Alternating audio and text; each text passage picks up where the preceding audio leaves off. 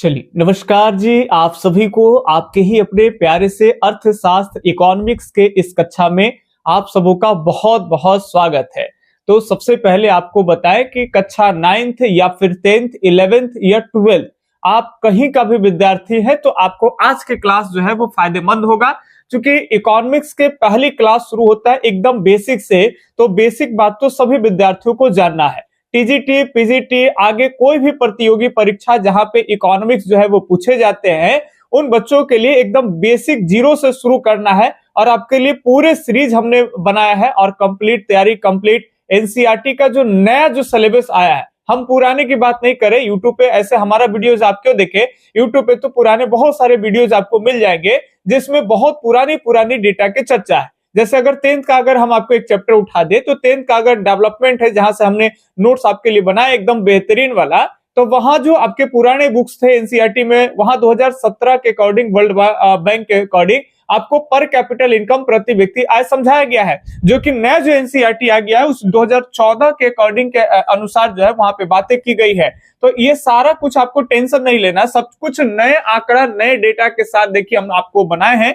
और ऐसा नहीं कि हवा में बात करेंगे, एक अद्भुत एकदम अमेजिंग वाला जो है ना वो नोट्स आपके लिए तैयार किए हैं। और कंप्लीट नोट्स, नोट्स का मतलब होता है कि जहां आप एक चैप्टर को पहले तो हम आपको हर वो लाइन बाय लाइन उसका ध्येय मतलब ही समझा देंगे, जहन में उतार देंगे कि एनसीईआरटी आपको पढ़ाना समझाना क्या चाहती है। ये एक थिंकिंग है, तो थिंकिंग के साथ साथ आपको हम फैक्ट्स भी देने का काम जो है वो साथ में ही करते चलेंगे। और बता दें, पढ़ने का मुख्य मतलब होता है कि रीडिंग और फीलिंग और उसके बाद थिंकिंग, ये तीन चीज इंपॉर्टेंट है। पढ़े ऐसे कि एकदम फील हो कि हाँ भाई जहन में बात आ रहा है एकदम। चलिए अब आगे बात बताइए, एकदम पूरा पिक्चर ही मन में बन गया है ना।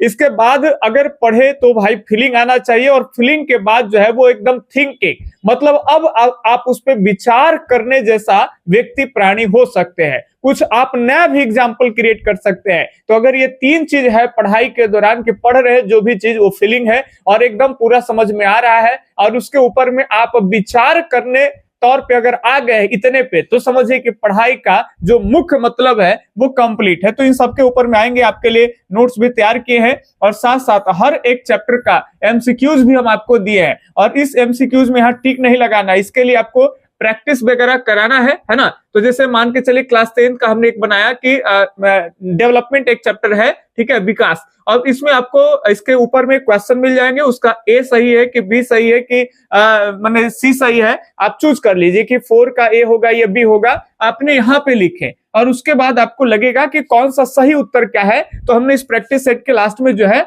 अपना एक सही उत्तर दिए हैं। तो इन सभी चीजों के ऊपर में हम लोग आएंगे बारी बारी से। क्लास 10th के बच्चों खास करके बोर्ड वाले हैं, उनके लिए बेहतरीन जो है तैयारी यहाँ पे जल्द ही हम लोग शुरू करेंगे। आज सभी विद्यार्थियों के लिए आज का क्लास एकदम बढ़िया वाला होगा। और फिर उसके बाद पहले हम एक एक चीज आपको समझा लेंगे, जहन में डाल देंगे, उसके बाद आपको नोट्स देंगे, लगेगा कि बात सर एकदम मजा आ रहा है, सब चीज क्लियर है ना। चलिए, और कहीं भी इधर उधर नहीं करना पड़ेगा कि थ्योरी उधर पढ़ रहा है तो उधर नोट्स खोजना पड़ रहा है, नोट्स भी ढंग का नहीं है, प्रैक्टिस उधर लगाना नहीं, कंप्लीट एक जगह। तो चलिए सबसे पहले बेसिक बात हम लोग कर दे कि अर्थशास्त्र जो है भाई, अर्थशास्त्र है क्या। तो सबसे पहले दो तीन टर्म जान लेंगे। एक होता है इकोनॉमिक्स और एक होता है इकोनॉमिक। याद रखेंगे, इकोनॉमिक खाली एस जो है ना वो हट जाता है, तो इकोनॉमिक का मतलब अलग हो जाएगा। एक होता है गुरु इकोनॉमी, याद रखेंगे इकोनॉमी।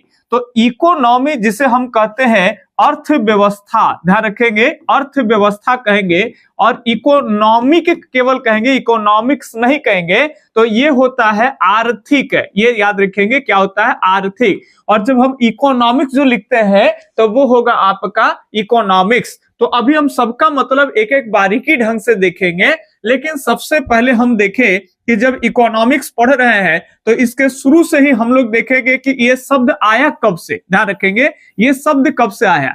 तो देखिए, प्राचीन काल की अगर हम बात कर ले गुरु, तो प्राचीन काल में एक व्यक्ति है जिनका नाम आप सबने सुना होगा, है ना, जिनका नाम है चाणक्य, यानी उन्हीं को विष्णुगुप्त या कौटिल्य के नाम से जानते हैं। ध्यान रखेंगे ये बात आज की नहीं है, ये प्राचीन काल की बात है। प्राचीन काल में लगभग 4वीं शताब्दी ईसा पूर्व या ईसवी, आप कहेंगे ईसा पूर्व ईसवी नहीं, चौथी सदी ईसा पूर्व की बात है।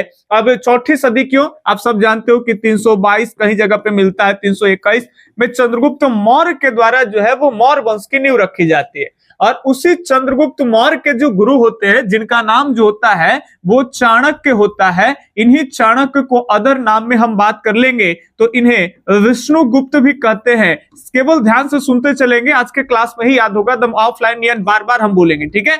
विष्णुगुप्त या इन्हीं को कौटिल्य कहते हैं। ये कौटिल्य और विष्णुगुप्त जो ईसा के जन्म के पहले, ईसा पूर्व में ही जब मौर्य डायनेस्टी आया था, मौर्य वंश आया था, तो उसी समय ये चंद्रगुप्त मौर्य के गुरु है वो चाणक्य। लेकिन वो उस समय में ये कल्पना भी नहीं किए थे कि हम जो किताबें लिखने वाले हैं उस किताब से रिलेटेड मॉडर्न टाइम एक ऐसा आएगा कि आधुनिक समय में यहाँ के जो लोग होंगे, यहाँ क्या कि पूरे दुनिया के लोग एक सब्जेक्ट को पढ़ेंगे जिस सब्जेक्ट का नाम जो है वो इकोनॉमिक्स होगा। तो उन्होंने अर्थशास्त्र एक किताब प्राचीन काल में लिखे। बात ध्यान से सुनेंगे। जैसे आज जो हम इकोनॉमिक्स पढ़ते हैं और ये अर्थशास्त्र जो लिखे, ये इन दोनों का अर्थ एक नहीं है, दोनों का मतलब और ध्येय भी अलग अलग है। तो ये किताब जो चौथी शताब्दी ईसा पूर्व में चाणक्य जी जो लिखे, एक किताब जिस किताब का नाम क्या है तो अर्थशास्त्र ही है। भाई इसका संबंध किससे है, तो इसका संबंध जो है वो राज्य को व्यवस्थित करने से है कि एक राजा प्रजा के लिए क्या करे, एक राजा प्रजा के खुशहाली के लिए कौन कौन से नियम लाए और कौन कौन से कष्टदायी जो कर है उसको हटाए, और प्रजा के खुशहाली के लिए हर वो जो चीज हो सकता है राज्य को सुव्यवस्थित तरीके से व्यवस्थित करने के लिए ये इन्होंने एक किताब लिखे प्राचीन काल में, ठीक है। तो आमतौर पे अगर हम बात कर ले तो उस समय के अर्थशास्त्र जो लिखा हुआ है वो आपका याद रखेंगे राजनीति व्यवस्था से है। किससे हो जाएगा, तो राजनीति व्यवस्था से है। ये सब वर्डिंग थोड़ा थोड़ा भी लिख रहे हैं तो बोलने के क्रम में आप देख लेंगे, ठीक है, कोई दिक्कत नहीं। अभी नोट्स आपको एकदम फ्रेश देंगे, उसी से आपको नोट डाउन करना है। तो राजनीति व्यवस्था आप ध्यान से सुनेंगे, उसी से संबंधित इन्होंने एक किताब लिखे जिनका नाम क्या है भाई, तो चाणक्य, और किताब का नाम क्या है तो अर्थशास्त्र है, ठीक है। आगे चल करके आए और जब हम लोग आज जो इकोनॉमिक्स पढ़ते हैं उसे हम पहले तो लगाते हैं आधुनिक अर्थशास्त्र यानी मॉडर्न इकोनॉमिक्स। और मॉडर्न इकोनॉमिक्स की अगर बात कर लेंगे तो पहले तो इसके पिता एडम स्मिथ आप ध्यान रखेंगे, और अभी एडम स्मिथ के अकॉर्डिंग हम परिभाषा भी देखेंगे। लेकिन फिर एक समय ऐसा आएगा 1933 ईस्वी के, उस समय 1933 ईस्वी आते आते कहीं ना कहीं अर्थशास्त्र जो आधुनिक अर्थशास्त्र हम लोग पढ़ते हैं वो भी दो वर्ग में डिवाइड हो जाएगा और उसके दो शाखाएं हो जाएंगे, एक माइक्रो इकोनॉमिक्स पढ़ेंगे और एक मैक्रो इकोनॉमिक्स पढ़ेंगे। तो एक ये इसलिए हम बता रहे हैं आपको, हालांकि 10th तक की सब इंपॉर्टेंट नहीं है, लेकिन अगर 12th तक के भी आप स्टडी करते हैं, ये बच्चों को पढ़ाना चाहते हैं, आप टीचर हैं, तो आपको आज का बेसिक क्लास आप 12th के बच्चों को भी पढ़ा सकते हैं, ठीक है। तो ये ध्यान रहे आपको कि ये इकोनॉमिक्स जो है वो रैगनर फिश की हम चर्चा करेंगे। जब वो आते हैं तो अर्थशास्त्र को दो वर्ग में बांट देते हैं। तो एक हो जाता है माइक्रो, जिसे हम व्यष्टि या सूक्ष्म व्यष्टि या फिर सूक्ष्म अर्थशास्त्र कहते हैं। एक मैक्रो आता है जिसे हम बृहत अर्थशास्त्र कहते हैं, उसी को समष्टि अर्थशास्त्र के रूप में जानते हैं। तो अभी हम लोग सबसे पहले जाने कि अर्थशास्त्र नामक प्राचीन काल में पुस्तक लिखे कौन, तो विष्णुगुप्त। और कौन लिखे हैं भाई, तो इन्हीं का नाम है विष्णुगुप्त या कौटिल्य कहें या इन्हीं को कहते हैं चाणक्य। अब ध्यान से सुनेंगे, आज जो हम आधुनिक अर्थशास्त्र पढ़ते हैं उनके जो पिता है वो है एडम स्मिथ। ध्यान रखेंगे ये कौन हो जाएंगे, एडम स्मिथ हो जाएंगे। और एडम स्मिथ ध्यान रहे आपको कि ये स्कॉटलैंड के रहने वाले थे। ध्यान रखेंगे कहां के रहने वाले हैं, स्कॉटलैंड। स्कॉटलैंड की बात कर लेंगे तो ये ब्रिटेन जो आप देख रहे हैं तो ये ब्रिटेन के अंतर्गत ही आता है, और इसके इंग्लैंड वाले जो सेक्शन है उसके जस्ट उत्तर वाले सेक्शन में आपको ये बड़ा सा एक द्वीप मिल जाएगा, बहुत ज्यादा बड़ा नहीं है, तो वो स्कॉटलैंड है। इस स्कॉटलैंड के कई, स्कॉटलैंड है, आयरलैंड है, यहाँ से कई लोग, जब अंग्रेज हमारे यहाँ रहते थे तो भारत में भी लोग आया करते थे, ठीक है। स्कॉटलैंड में एक व्यक्ति का जन्म होता है 5 जून। आप जानते हो ये 5 जून का डेट विश्व पर्यावरण दिवस के रूप में भी हम लोग मनाते हैं, लेकिन जिस समय जन्म हुआ था उस समय पर्यावरण दिवस नहीं मनाते, ठीक है। तो 5 जून 1723 ईस्वी की अगर हम बात कर लेंगे तो इसी 1723 ईस्वी में इनका जो है वो जन्म होता है। बातें ध्यान से सुनेंगे, 5 जून 1723 को इनका जन्म होता है स्कॉटलैंड में, और इस व्यक्ति का नाम क्या है तो एडम स्मिथ है। आगे चल करके ब्रिटेन में थोड़ी सी व्यवस्था चरमरा रही थी और उसी व्यवस्था को ठीक करने के लिए, पटरी पे लाने के लिए एक राजा को एक तरह से सुझाव था और इन्होंने एक किताबें लिखे जो आमतौर पे आप पढ़ते हो, है ना। ऐसे उस पुस्तक का एक बड़ा नाम है an inquiry into the nature causes of wealth of nation. लेकिन इतने बातें सबको याद नहीं रहता है, तो आप डायरेक्ट जो है वो पढ़ते हैं कि वेल्थ ऑफ नेशन कई बार एग्जाम में आता है। देखिए हिस्ट्री है, पॉलिटी और आपका इकोनॉमिक्स सब कहीं ना कहीं लिंक है, तो कई बच्चे सोचते हैं कि ये हमारा नहीं है वो हमारा नहीं, प्रश्न आएंगे। एडम स्मिथ, दादा भाई नौरोजी आप अर्थशास्त्र में पढ़ेंगे, हिस्ट्री से भी मिला करके क्वेश्चन, जैसे मॉडर्न हिस्ट्री आप पढ़ रहे हैं तो दादा भाई नौरोजी उनके तमाम किताबें पूछ लेंगे और उनके किताबें पर कैपिटल इनकम सब आप इकोनॉमिक्स में ही पढ़ लेंगे।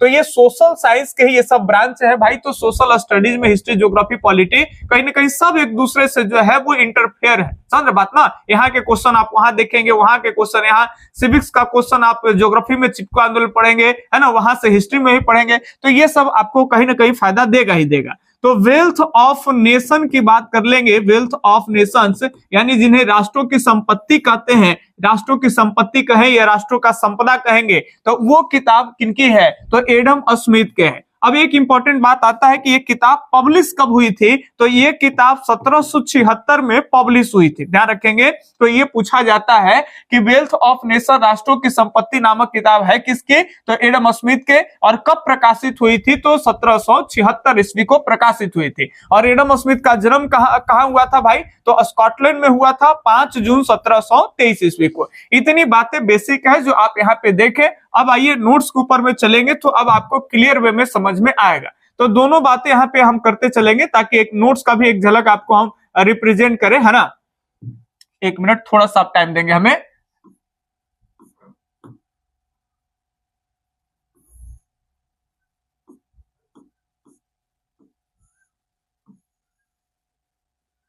चलिए इतनी बातें यहाँ पे आप एक मिनट गौर फरमाने का प्रयास करेंगे।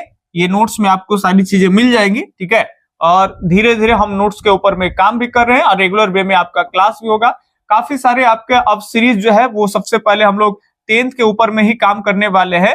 तो 10th का आपको जो है वो नोट्स और कंप्लीट बैच सारी की जानकारी मिलेगा। और यूट्यूब वाले जो बच्चे हैं उनके लिए भी प्लेलिस्ट बनेगा ताकि आप आराम से जो है वो तैयारी करेंगे। जैसे धीरे धीरे अगर प्लेलिस्ट में अगर बच्चों का संख्या अगर कमेगा तो हो सकता है कि वो पूरी बैच एप्लीकेशन पर रहेगा, है ना। लेकिन यहाँ भी प्रयास करेंगे कि देने का, ताकि सबका जो है वो आराम से प्रिपरेशन हो सके। आप लोग आराम से सीरीज को लाइक कर दीजिएगा, शेयर कर दीजिए, क्योंकि हर एक चीज के ऊपर में काम करने में बहुत मेहनत लगता है, ठीक है। चलिए तो प्राचीन काल में ये बात आप पढ़े कि प्राचीन काल में हम अर्थशास्त्र की बात करते हैं तो अर्थशास्त्र नामक एक पुस्तक चाणक्य जी के द्वारा जो है वो रचना किया गया। इन्हीं का नाम कौटिल्य विष्णुगुप्त है, ठीक है। ये बात कब की है, तो 4 शताब्दी ईसा पूर्व की बात है, ठीक है। तो ये आप ध्यान रखेंगे। आधुनिक अर्थशास्त्र के जनक की बात कर लेंगे। ये पिक्चर देख रहे हैं एडम स्मिथ जी है। तो ये एडम स्मिथ जो है ये आपके आधुनिक अर्थशास्त्र के पिता कहे जाते हैं, जिन्होंने 1776 ईस्वी में एक पुस्तक प्रकाशित किए। इस पुस्तक का नाम हमने यहाँ पे पूरी बातें ही लिख दी है ताकि आपको कहीं भी और कभी भी कोई परेशानी ना हो, है ना, आधी अधूरी नहीं। इस पूरे पुस्तक का नाम है an inquiry into the nature. कई बार ऐसे हिंदी में पूछा जाता है अन इंक्वायरी, ऐसे करके आपको लिखेगा तो आपको कोई कंफ्यूजन नहीं होगा। हम आपको हिंट्स दे रहे हैं, सारी बातें लिखी हुई है, थोड़ा अपना कॉमन सेंस लगाना है और एग्जाम को एकदम फोड़ देना है। An inquiry into the nature and causes of wealth of nation की रचना इन्होंने 1776 में की। अपनी पुस्तक, इन्हीं का ये पुस्तक है। तो इतनी बात क्लियर है। अब आते हैं अर्थशास्त्र के इस जनक के बारे में हम लोग बात कर लिए। आधुनिक अर्थशास्त्र के जनक, इनका जो जन्म है स्कॉटलैंड में होता है। और स्कॉटलैंड आज के डेट में अगर देखें वर्तमान टाइम में तो ये यूके का हिस्सा है। ये भी बात ध्यान रखेंगे, यूके का मतलब यूनाइटेड किंगडम। तो यूनाइटेड किंगडम का एक हिस्सा स्कॉटलैंड भी है, ये भी बात आपको ध्यान में रखना है। अब हम बात कर लेंगे तो यहाँ नोट्स के सहारे ही जल्दी काम कर लेंगे, क्योंकि लिखने में थोड़ा सा प्रॉब्लम हो रहा है। तो आज बहुत ज्यादा नहीं है, एक पेज की चीजें आपको समझाना है, तो यहाँ ध्यान से सुनेंगे। अर्थशास्त्र की हम बात कर लेंगे तो इसी एडम स्मिथ जो हम लोग अभी देखे स्कॉटलैंड के रहने वाले हैं, इनके अकॉर्डिंग अर्थशास्त्र क्या है, तो इनके अकॉर्डिंग देखें कि अर्थशास्त्र मुद्राओं का विज्ञान है। ध्यान रखेंगे, अर्थशास्त्र मुद्राओं का क्या है, तो विज्ञान है। तो according to Adam Smith economics is the science of money. ध्यान रखेंगे, अगर हम एडम स्मिथ जो जनक है तो उन्हीं के अकॉर्डिंग हम परिभाषा भी दे दिए और एकदम शॉर्टकट बना दिए, है ना। तो economics is the science of money कहेंगे, या फिर अगर मनी नहीं कहेंगे तो आप वेल्थ भी कहेंगे। तो दोनों वर्ड हमने लिखा है, आपको जो इजी लगे आप उस तरह के वर्ड का इस्तेमाल कर सकते हैं, ठीक है। Economics is the science of money और नहीं तो economics is the science of wealth. आप ये दोनों में से कोई एक लिखेंगे, या तो वेल्थ लिखे या तो मनी लिखे, ठीक है। इसी तरह से हिंदी में आप या तो कहेंगे कि अर्थशास्त्र मुद्राओं का विज्ञान है, नहीं तो आप कहेंगे अर्थशास्त्र धन का विज्ञान। समझ रहे बात ना। तो ये बातें सब सेम ही है, वर्डिंग का खेल है। तो ये किसने कहा है, अब ये प्रश्न घूम करके आ जाएगा, आपसे परिभाषा ही स्टेटमेंट टाइप पे दे देगा और पूछेगा कि इसके किसने कहा है, किनका कथन है, किनका स्टेटमेंट है कि अर्थशास्त्र मुद्राओं का विज्ञान है, ये कथन किसका है। तो ये एडम स्मिथ का हो जाएगा। एडम स्मिथ के अनुसार अर्थशास्त्र क्या है, तो अर्थशास्त्र धन का विज्ञान है, मुद्राओं का विज्ञान है, ठीक है। ये बातें बताने हैं। अब इकोनॉमिक्स की बात कर लेंगे तो 1933 ईस्वी वो समय है कि जब 1929 में भयंकर आर्थिक संकट से पूरे दुनिया जो है वो प्रभावित रहा। विश्वव्यापी आर्थिक मंदी के बारे में आपको क्लास 10 के इकोनॉमिक्स में पढ़ना भी है ना, और इसके बारे में बहुत सारे लोग जानते होंगे, नहीं जानते हो तो चैप्टर आएंगे तो हम बात करेंगे। और ये पूरे वर्ल्ड के लोगों को झकझोर दिया। दुनिया भर के अर्थशास्त्री को समझ में नहीं आ रहा था कि कैसे पहले की तरह जो है वो चीजें पटरी पर लाई जा सके, गतिविधियां सारा कुछ ठीक हो जाए। क्योंकि इसमें जर्मन के हालात तो और बदतर हो गई थी। आप पढ़े थे कि जहां पे वस्तु और सेवा का ही जो है वो कहीं ना कहीं इतना वैल्यू हो गया था कि उसके आगे रुपए पैसे का कोई वैल्यू नहीं रह गया था, ठीक है। तो उस तरह से जब चीजें देखेंगे और प्रोफेसर किन्स जब आगे आएंगे और प्रोफेसर किन्स की किताबें भी आएगी आगे, और उसी पर आधारित जो कहा किए कि ये प्रोफेसर एक रैगनर फिश है, ये किन्स अलग है और ये आपका रैगनर फिश दो अलग है, ये दोनों आदमी अलग है। अब रैगनर फिश ये तो नॉर्वे के रहने वाले हैं। नॉर्वे आप जानते होंगे यूरोप का एक छोटा सा कंट्री है और नॉर्वे कई क्षेत्रों में आगे रहता है। नॉर्वे है, फिनलैंड है, स्कॉटलैंड, आपका स्कॉटलैंड है, आयरलैंड है, स्विट्जरलैंड है। यूरोप का ये कुछ खास ऐसे देश है जहां मानव विकास सूचकांक में भी बात कर ले तो ये सब आगे पीछे होते रहते हैं। कई बार वो आगे हो जाते हैं, कई बार वो पीछे हो जाते हैं, ठीक है। तो ये नॉर्वे भी मानव विकास सूचकांक में काफी आगे रहता है, ठीक है। तो नॉर्वे के ही एक अर्थशास्त्री हैं जिनका नाम रैगनर फिश है, ये बात ध्यान रखेंगे। और एक बात इसलिए भी क्योंकि अर्थशास्त्र के क्षेत्र में अगर हम बात कर लेंगे तो सबसे पहले अर्थशास्त्र के क्षेत्र में नोबेल पुरस्कार की बात कर लेंगे तो इन्हीं को मिला था। हालांकि एक साथ दो व्यक्ति को मिला था, इनके साथ में एगो आपका टीन बर्गनेस करके है, उनको भी मिला था। तो उनके बारे में हम लोग चर्चा करेंगे, आपको बताएंगे तरीका कि ऑप्शन देख के आप कैसे मार दीजिएगा। समझ रहे बात ना। तो टीना बर्गर ऐसे बताएंगे ना, तुरंत धर लीजिएगा। लेकिन अभी हम रैगनर फिश की बात कर रहे हैं तो ये वही आदमी है कि जिनको अर्थशास्त्र के क्षेत्र में पहला नोबेल पुरस्कार मिला। ऐसे नोबेल पुरस्कार अंतिम में अर्थशास्त्र विषय से ही जोड़ा गया था, पहले अर्थशास्त्र में नहीं दिया जाता था, ठीक है। तो अंतिम में जो है इकोनॉमिक्स वाले क्षेत्र में भी कोई अगर बढ़िया काम करते हैं तो उनको भी नोबेल पुरस्कार दिया जाता है। पूरे दुनिया का सबसे बड़ा भाई अवार्ड आप कह सकते हो, सम्मान कह सकते हो। तो ये नोबेल पुरस्कार से सम्मानित व्यक्ति है। इनका नाम क्या है, रैगनर फिश। इन्होंने 1933 ईस्वी में अर्थशास्त्र को दो वर्ग में बांट दिया, ठीक है। आर्थिक मंदी ये सब मुख्य एक आधार रहा था इन सब के कार्य। एक जिसे कहते हैं सूक्ष्म अर्थशास्त्र, जिसे व्यष्टि अर्थशास्त्र यानी माइक्रो इकोनॉमिक्स कहते हैं, और दूसरा मैक्रो इकोनॉमिक्स जिसे समष्टि या फिर बृहत अर्थशास्त्र कहते हैं। तो या तो आप बृहत कह लेंगे, बृहत नहीं होगा, यहाँ पे थोड़ा सा बड़ी मिस्टेक है, याद रखेंगे बृहत, बृहत मतलब बड़ा, ठीक है। या बृहद नहीं कहेंगे तो बृहत त होगा, लेकिन यहाँ पे त जो है वो आप देख सकते हैं कि थोड़ा सा त है, तो ये बृहत त सिंपल होगा, ठीक है। बृहत या बृहद और समष्टि सब एक वर्डिंग है, लेकिन सबका मतलब यही है। अंग्रेजी में माइक्रो कहते हैं, ठीक है। इसमें क्या है कि अर्थशास्त्र में यदि हम कोई व्यक्तिगत क्रियाकलापों के बारे में पढ़ रहे हैं, किसी व्यक्ति के खास इनकम के बारे में बात कर रहे हैं, किसी एक व्यक्ति की समस्याओं की बात कर रहे हैं, तो वो आपका हो जाएगा व्यष्टि अर्थशास्त्र, यानी जिसे हम सूक्ष्म अर्थशास्त्र या फिर माइक्रो इकोनॉमिक्स कहते हैं। लेकिन जब हम एक होल कंट्री या फिर एक राज्य की बात करते हैं, एक राज्य की समस्या, तो राज्य की समस्या में राज्य में बहुत सारे लोग होते हैं, तो बहुत सारे लोगों की समस्या शामिल हो जाएगी।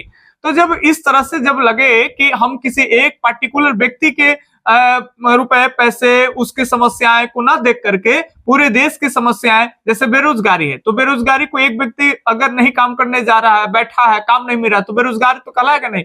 तो बेरोजगारी कहने का तात्पर्य है कि काफी सारे युवाओं जो है वो काम करना चाहते हैं, वो इच्छुक भी हैं, काम करने की इच्छा रखते हैं, कैपेसिटी भी रखते हैं, करने भी आता है, परंतु काम न मिले तो बेरोजगारी है।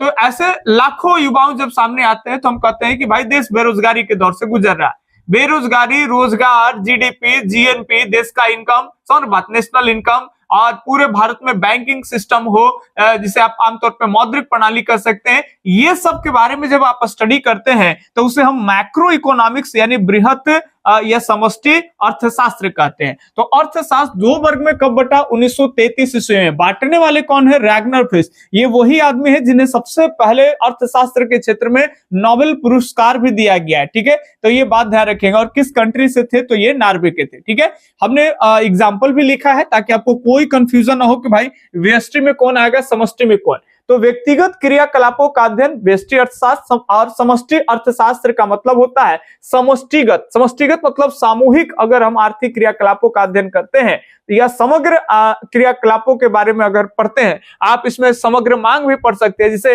एग्रीगेट डिमांड कहते हैं। तो ये सब आगे आएगा 12th वगैरह इस सब में इकोनॉमिक्स की एग्रीगेट डिमांड क्या होता है। तो जब सारे कुल मांगों को हम जोड़ देते हैं, उस पर विशेष चर्चा करेंगे, तो वो समग्र मांग हो जाता है। ठीक है, तो समग्र मांग हो, राष्ट्रीय आय हो, जीडीपी, जीएनपी, रोजगार, बेरोजगारी, बैंकिंग प्रणाली जिसे आप मौद्रिक प्रणाली भी कर सकते हो, तो ये सारे के सारे आ जाएंगे उसमें। अब जाते जाते लास्ट है आज के सेक्शन का एक पेज, यहां समझ लेंगे। हमने लिखा है यहाँ पे इतने एक पेज का नोट्स आपका आज के बेसिक क्लास में आएगा, और उसके बाद जो है हम लोग एक एक अलग अलग क्लास का प्लेलिस्ट बनेगा और एक एक अलग अलग क्लास को एनसीईआरटी के वो चीजें लाइन बाय लाइन पढ़ाएंगे, प्लस में उस चैप्टर से क्वेश्चन कैसे आएंगे, एमसीक्यूज कैसे आएंगे, तो उसको हम लोग डिस्कस भी करेंगे। और फिर आपको अलग से प्रैक्टिस के लिए प्रैक्टिस सेट भी देंगे और एक बुकलेट भी देंगे ताकि आप उसे फोटो कॉपी करा के प्रिंट करा के रखें अपने पास, और समय बचे चीजों को केवल आप आराम से पढ़ें और उसे अध्ययन करें। मतलब नोट्स बनाने का आपका टाइम जो है वो बचेगा, और एक अट्रैक्टिव नोट्स देंगे ताकि आपको जहां पढ़ने में कोई परेशानी नहीं हो,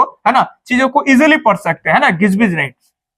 क्रियाएं दो प्रकार के होते हैं, एक आर्थिक क्रिया और एक गैर आर्थिक क्रिया। हमने यहाँ पे लिखे आर्थिक क्रिया और गैर आर्थिक क्रिया। ज्यादातर आप अर्थशास्त्र में जैसे अर्थव्यवस्था पढ़ेंगे तो हम आपको बताएंगे कि अर्थव्यवस्था क्या है। तो जहां विभिन्न क्रियाओं को, विभिन्न आर्थिक क्रियाओं को जिससे ढांचा में शामिल करेंगे वो अर्थव्यवस्था होगा। तो पहले तो समझना होगा कि आर्थिक क्रियाएं मतलब क्या होता है। तो आर्थिक का मतलब अभी शुरू में बताए थे आज के क्लास में कि उसे इकोनॉमिक कहते हैं। तो इकोनॉमिक एक्टिविटीज और नॉन इकोनॉमिक एक्टिविटीज दोनों आप समझेंगे। सिंपल बात बताएं, हमारे तरफ देखिए, आपको आराम से बताएंगे, ये सब तो आपको मिलेगा ही कि देखिए, अगर कोई व्यक्ति अगर कोई काम करे और काम के बदले में उसे पैसा मिलता है और मुख्य उद्देश्य भी है कि भाई काम करेंगे तो पैसा मिलेगा, तो वो क्रिया आर्थिक क्रिया। जैसे हम अगर आपको यहाँ पे पढ़ा रहे हैं और हम कह रहे हैं कि बैच में आओ, बैच में पढ़ा रहे हैं, वहां से हम कुछ राशि आपसे ले रहे हैं और रेगुलर वे में आपको नॉन स्टॉप क्लास मिल रहा है। ठीक है, तो आप हमें पैसा दिए, हम आपको सर्विसेज सेवा दिए,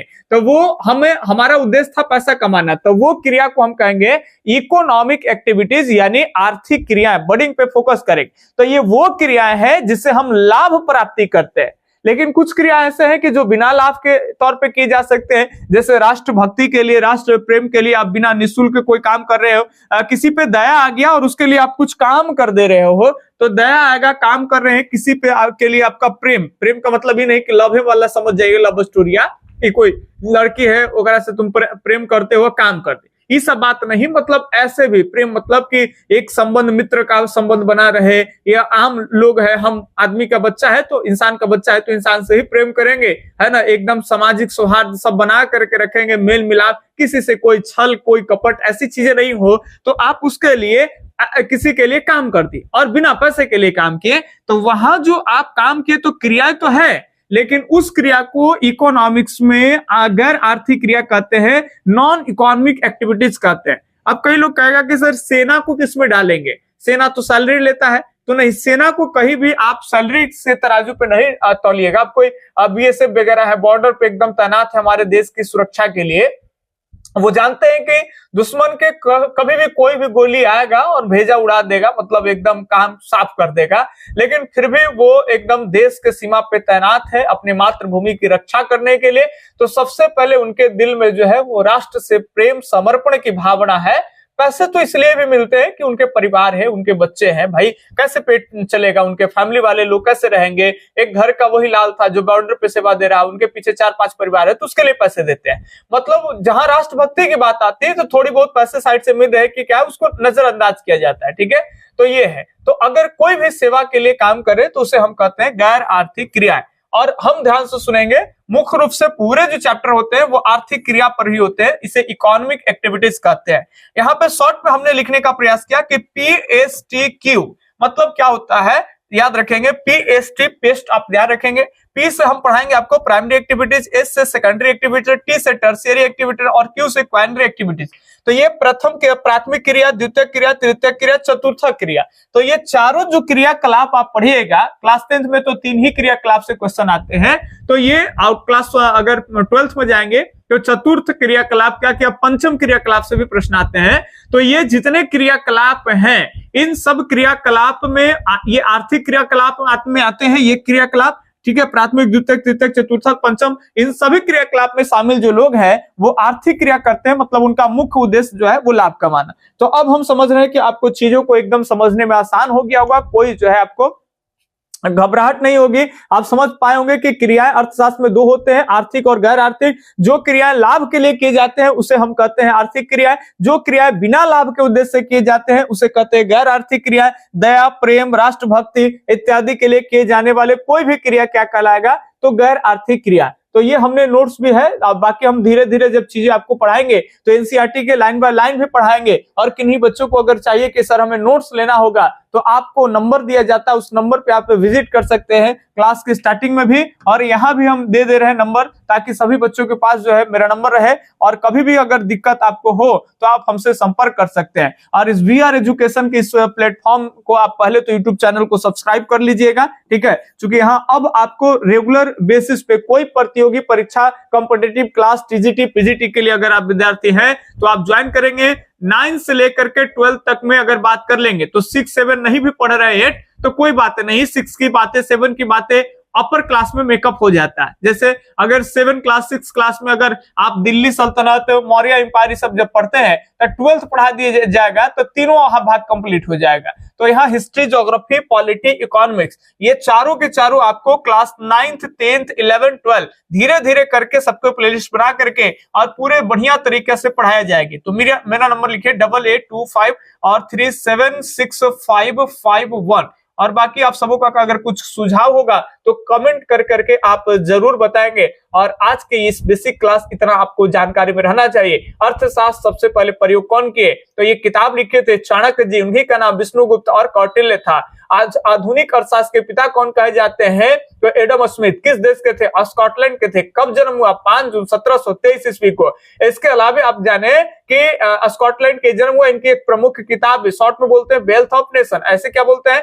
N inquiry into the nature and causes of wealth of nation. ये किताबें किनकी है, एडम स्मिथ के है। फिर आप जाने कि अर्थशास्त्र के 2 भाग कब हो गया भाई, 1933 में। कौन किया, रैगनर फिस्ट ने किए। और याद रखेंगे किन वो 2 भाग का नाम क्या है, तो व्यष्टि और क्या होगा, तो समष्टि, ठीक है। तो अगर ये ध्यान रखेंगे, जब भी हम अगर प्रति व्यक्ति आय पढ़ाएंगे, एक व्यक्ति के इनकम तो किसमें आएगा, तो एक व्यक्ति का इनकम मतलब एक व्यक्ति के क्रियाकलाप, ठीक है, वो इंडिविजुअल एक्टिविटीज को रिप्रेजेंट कर रहा है, तो वो हो जाएगा आपका भाई व्यष्टि में आ जाएगा, है ना। और वहीं अगर हम बात कर लेंगे राष्ट्रीय आय तो किसमें आएगा, समष्टि में आएगा। और आपका कंप्लीट नोट्स एक झलक दिखा दे रहे हैं, चाहे तो आप स्क्रीनशॉट लेना चाहे आप इजिली ले सकते हैं। आज का जो है वो आपका यहाँ तक आपको चीजें पढ़ाई गई, ठीक है। तो क्लास को लाइक कर दीजिए ताकि प्लेलिस्ट हम लोग एकदम ईमानदारी के साथ फॉलो करेंगे। बाकी हम आपसे मिलते हैं अगले क्लास के अंदर में, तब तक के लिए धन्यवाद। जय हिंद, अल्लाह हाफिज, आपका दिन शुभ हो, राधे राधे।